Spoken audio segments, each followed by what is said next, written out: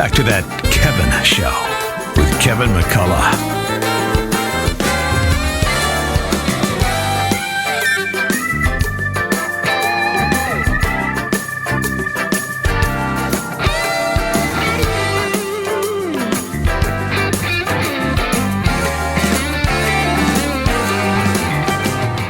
Welcome back. Kevin McCullough, thrilled to have you with us, and I am very excited to have back my next guest. She joined us just a few weeks ago, telling her story of how she got into counterterrorism and other work with the FBI as a kind of side effect of 9/11 and what happened to our country and what happened in her own heart at that point in time. She went from Wall Street to the FBI. Very, very interesting story. Go back and get the podcast if you missed it. But ladies and gentlemen, please welcome former FBI agent, field agent, Nicole Parker.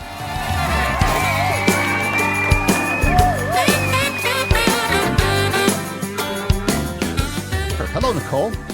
Hello, how are you? I'm well. So there's so much to talk about, and we've got a lot of concerns that I want to deal with, and I want to kind of peel them off one at a time. You dealt a lot with the immigration issue. You dealt with counterterrorism stuff. You ran stings in the field. You were a field agent. You've seen all of the best and the worst of the FBI. You're no longer there because of some of the corruption that you felt like was tainting the work. We covered all of this in your last visit, and I'm really thankful that you're speaking up and speaking out. But I'm curious, when you see the headlines of Hamas penetrating borders and killing 1,400 people. Now, remember, Israel's basically New Jersey, and, you know, the U.S. is the U.S., and they killed about half the number that Al-Qaeda killed on 9/11 in one day there.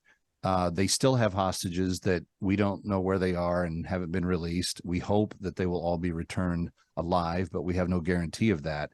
As a former agent, what you're watching, what is your reaction to what you're seeing play out on your TV screen right now? Well, Kevin, I'm crushed. I'm crushed. To see what Israel has endured is awful. These are barbaric savages. Hamas has no respect for human life.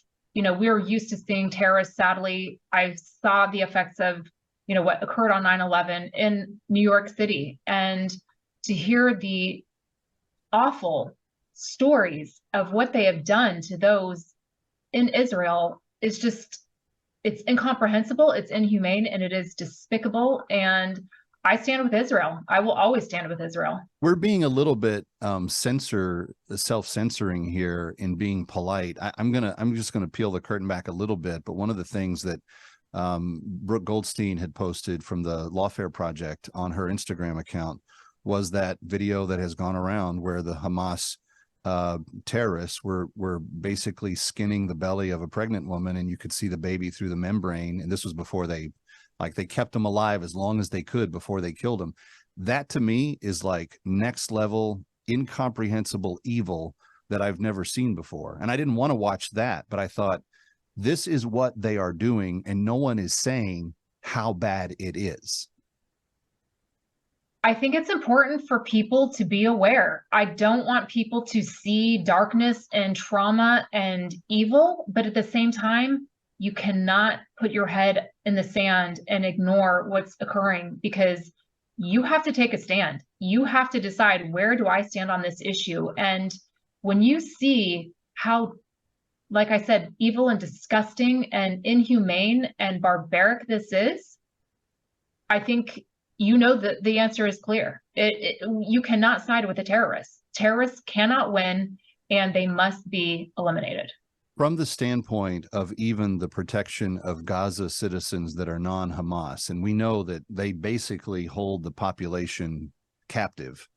They put the weapons in the schools, they put them in the hospitals. They launch the missiles from places where they know civilians are living. How would you judge Israel's response thus far? I mean, they even dropped pamphlets before they destroyed a few of the buildings early on in their response. But it seems to me that even Gazans' lives will be made better when Hamas is eliminated. But I'm not the trained agent here. Look, I mean, this is a complex situation. I'm not going to say that I know the answers to everything, but I do know that they are trying to give as much notice as they can to the civilians who are, it is not their fault. There are people that are innocent bystanders to this. It is not their fault. And sadly, tragically, when evil steps in and does what they have done, Israel has to fight back. They have to defend themselves. And so I think that they are trying to help as many people get out as they possibly can, because no one wants innocent civilians to die and to suffer because of it. But at the same time, Israel has to take a stand and they have to defend themselves. And you've worked undercover, so you know how difficult it is to root out guys that are hiding in plain sight.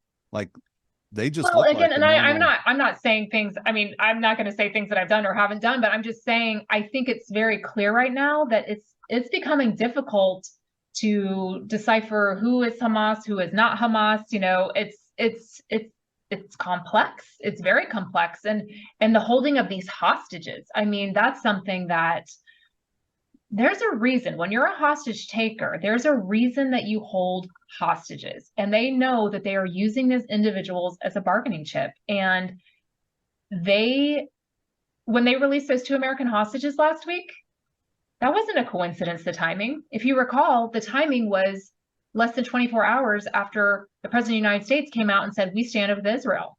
Right. Now, you notice that they released 2 American hostages. They didn't release 2 Israeli hostages. Well, I don't think Hamas wants to be stuck with American blood on their, like, they're and going to get enough. But I think it's also important to realize they're trying to change the narrative here. Hey, look, we're releasing hostages. What, are you going to come in on a ground fight on us now when we're in the midst of releasing hostages? Because if you come and attack us, you're gonna hurt yourself. You're gonna end up. It's a whole way of shifting the narrative into, look, we're trying to cooperate with you. Look, we're releasing hostages. These are American hostages. They want people to. They don't want to look as bad on the world stage as they do right now. And look, if we just kind of trickle out a few hostages at a time, it can shift the narrative into, again, creating it so that the Israelis are the bad people for defending themselves. And that's exactly what they want to do. The real problem for everyone in the region is really Iran, because they give Hamas the money to do what they do. They give them the missiles, they give them the resources. Iran hates Israel. Iran hates the United States. Iran wants to be rich and have nukes. I don't think they can be trusted. But this is a much bigger issue than just the, goat herders from Gaza. Like, I just don't think that the terrorists that aren't that smart, that will just do what they're told and go perform all this evil stuff, I don't think they're the real big problem on the stage. And that's what I want to get into next, because it's one thing to watch all of this happen there, but it is coming here. And I am concerned about what is coming across our border and what is happening on our college campuses and in our biggest cities. We're speaking with former FBI agent Nicole Parker, who is with us, and we are coming right back. Stay here.